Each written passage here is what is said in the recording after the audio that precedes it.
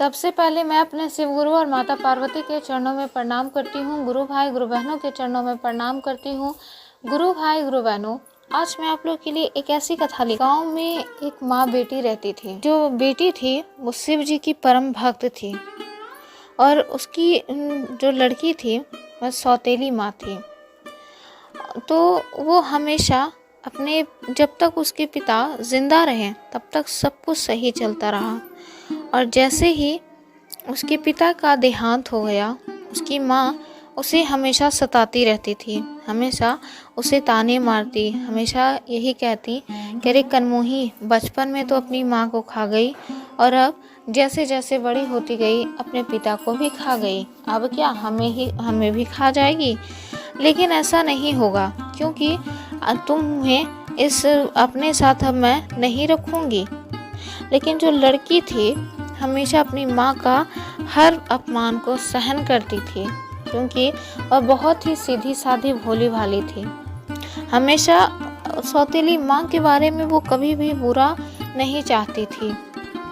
वो हमेशा अपनी सौतेली माँ के बारे में जब भी भगवान से पूजा करती तो उसका हमेशा सलामती का ही प्रार्थना करती थी कि हे महादेव, मेरी माँ मेरे लिए चाहे जो भी चाहे, लेकिन मैं उनके लिए कभी भी बुरा नहीं चाहूँगी। और हमेशा मैं चाहती हूँ कि मेरी माँ हमेशा खुश रहे, कहीं भी रहे, मुझे अगर अपने साथ ना भी रखे तो वो खुश रहे।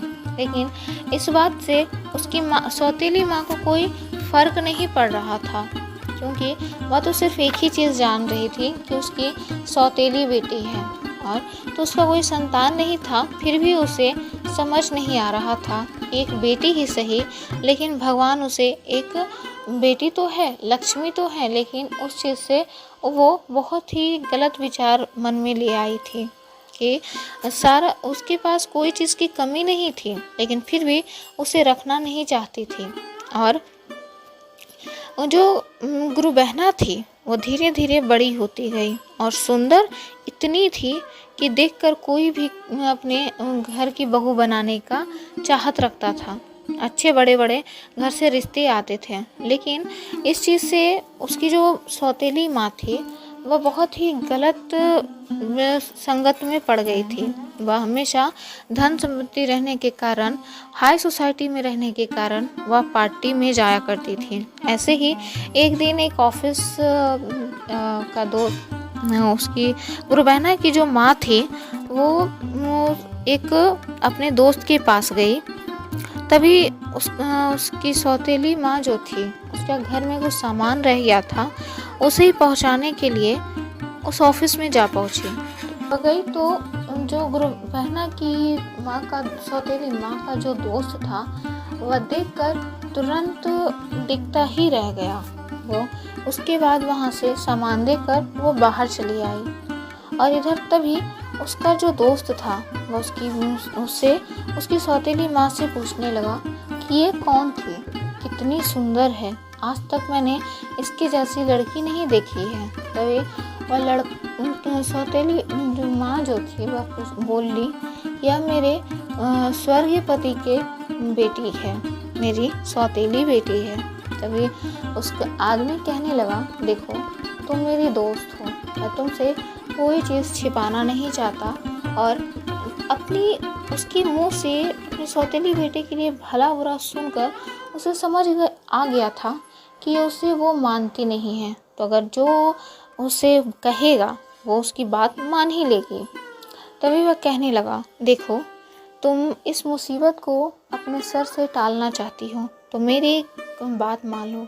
तभी वह कहने लगती है, इस मुसीबत को अपने सर से टालने के लिए मैं कुछ भी कर सकती हूँ, तुम कहो तो सही। तभी कहता है वो आदमी कि देखो तुम्हारी जो सौतेली बेटी है वो मुझे बहुत पसंद आ गई है, मैं उसके साथ में तुम्हें मुँह मांगे रकम दूंगा और तुम उसे सिर्फ एक रात के लिए छोड़ दो।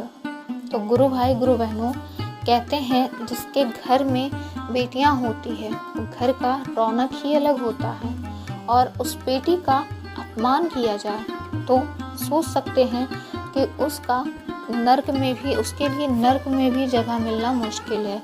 ऐसे इंसान को, ऐसे माँ बाप को रहना, अपने बच्चा भी होना एक श्राप बन जाता है। तो वही उसकी सौतेली माँ जो थी वह मान जाती है, क्योंकि उसे ढेर सारा पैसे मिल रहा था और सिर्फ एक रात के लिए अपनी सौतेली ही बेटी को अपनी किसी और के साथ में रहने के लिए एक रात के लिए तैयार हो गई। इससे बड़ा पापन क्या हो सकता है। और वो जो लड़की थी वह उसे कुछ भी नहीं पता था। इधर वो श्राद्ध का समय में महादेव को पूजा जाप कर रही थी और तभी वह लड़का आता है, पूरे शराब के नशे में होता है और यह दरवाजे घर का खोलती है और यह फिर देखकर अपनी माँ के साथ बोलती है, माँ ये यहाँ क्या कर रहे हैं और यहाँ पर क्यों आए हैं, और वो भी इस हालत में। तभी उसकी सौतेली माँ कहती है, बेटा ये बहुत ही बुरी हालत में रास्ते में पड़ा था, मैं सोची कि मदद कर देती हूँ, तो मदद करने के लिए ही इसे अपने घर ले आई। रात के समय में कहाँ जाती, ये बोलकर वो फिर अंदर लाती है और दरवाज़ा बंद कर देती है। लेकिन वो जो दोस्त था गुरु बहना का माँ का, वो नशे में नहीं था, वो सिर्फ दिखावे के लिए नशे में था। उसके बाद फिर वैसे ही गुरु बहना की सौतेली माँ जो थी वो उसे गुरु बहना से कहने लगी, देखो जो मैं कहती हूँ वो चुपचाप करो वरना अच्छा नहीं होगा। तभी कहती है, माँ तुम क्या कह रही हो, क्या कह रही हैं आप, बताइए क्या करना है मुझे। तभी वो साफ साफ बता देती है। यह सब सुनकर गुरु बहना कहती हैं, माँ आज तक मैंने कभी भी आपके बारे में बुरा नहीं सोचा, आपने मेरे साथ इतना गलत किया लेकिन कभी भी आपके साथ मैं इतना बुरा नहीं सोची। लेकिन आप एक औरत होकर एक औरत के इज्जत का आपको समझ नहीं है। आप इतने पैसे के लालच में आ गए हैं कि आपको समझ नहीं आता कि हम जैसे औरतों के लिए इज्जत ही सबसे बड़ी दौलत होती है, और आप हैं कि अपनी ही बेटी को किसी और के हवाले कर दें सिर्फ एक रात के लिए, वो सिर्फ पैसे के लिए। आज मैं कहती हूँ कि आप जैसी माँ भगवान करे किसी को ना दे। और वो अपने महादेव को, तभी उसकी सौतेली माँ कहने लगी, ओ तू मेरी कोई बेटी नहीं है, बेटी तू अपने माँ की है, मेरी नहीं, मेरे बस पैसे कमाने के जरिया है।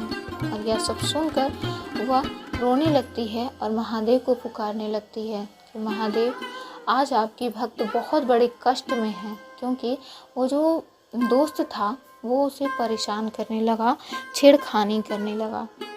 वह महादेव को पुकारने लगी कि हे महादेव, इस दुनिया में मेरा कोई नहीं आपके अलावा, अब आप ही हैं मेरा सहारा, क्योंकि अब आप ही पे मुझे भरोसा है, क्योंकि माँ के नाम पर एक कलंकित औरत है जो मुझे एक चंद पैसे के लिए मुझे बेच दी है। महादेव आप आइए, अपने भक्त को बचाइए, महादेव मेरे आबरू को बचाइए। तभी वहीं पर एक अलग ही चमत्कार होता है।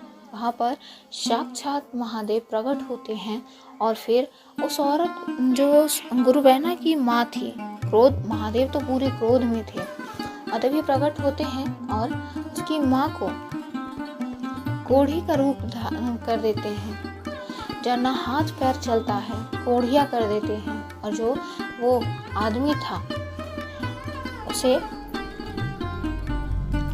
अपाहिज कर देते हैं, अंधा कर देते हैं कि लो जिस आँख से तुमने मेरे भक्त को गलत नज़र से देखा है वो आँख किस काम का, जिस हाथ और पैर से मेरे भक्त को छुआ है वो हाथ पैर किस काम का।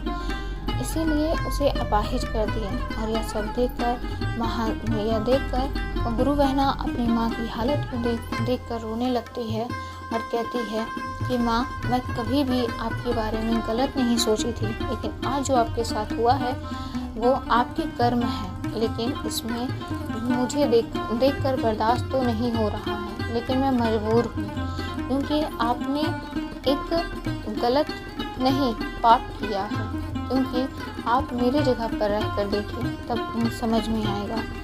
तभी जो गुरु बहना की माँ थी, सौतेली माँ थी, वो अब क्षमा मांगने लगती है और कहती है, महादेव मुझे क्षमा कर दीजिए, मैं अंधी हो गई थी धन के लोभ में, मैं क्षमा चाहती हूँ, मुझे माफ़ कर दीजिए। महादेव पैरों में गिरकर क्षमा मांगने लगती है और यह सब देखकर गुरु बहना से भी माफ़ी मांगती है। सब देखकर गुरु बहना को दया आ जाता है और महादेव से प्रार्थना करने लगती है, महादेव इन्हें क्षमा कर दीजिए, इन्हें अपनी गलती का एहसास हो गया है, तो इससे बड़ा कुछ हो ही नहीं सकता है, इन्हें छोड़ दीजिए। फिर महादेव का क्रोध शांत होता है और अपने भक्त की बात सुनकर उसकी गुरु बहना की माँ को, सौतेली माँ को ठीक कर देते हैं और कहते हैं कि देखो, खून ज़रूरी नहीं है अपनी माँ का मतलब है कि कोई भी माँ का ममता, माँ की जगह कोई नहीं ले सकता है। अगर माँ बनी हो तो दिल से भी माँ का रिश्ता निभाओ कोई। लेकिन ये गुरु भाई गुरु बहनों, ये सत्य है कि माँ का जगह कोई नहीं ले सकता है। माँ का नाम सुन के ही दिल को सुकून मिलता है। एक माँ का लफ्ज़ जो है ना, वो दिल को बहुत ही ठंडक देता है। और माँ है। तो ऐसे ही आशीर्वाद देकर वहाँ से फिर महादेव अंतर्ध्यान हो जाते हैं। तो गुरु भाई गुरु बहनों, अगर मेरी वीडियो अच्छी लगी हो तो मेरी वीडियो को लाइक करें, शेयर करें और अगर मेरे चैनल पर नए हैं तो मेरे चैनल को जल्दी से सब्सक्राइब कर लें। हर हर महादेव, हर हर महादेव।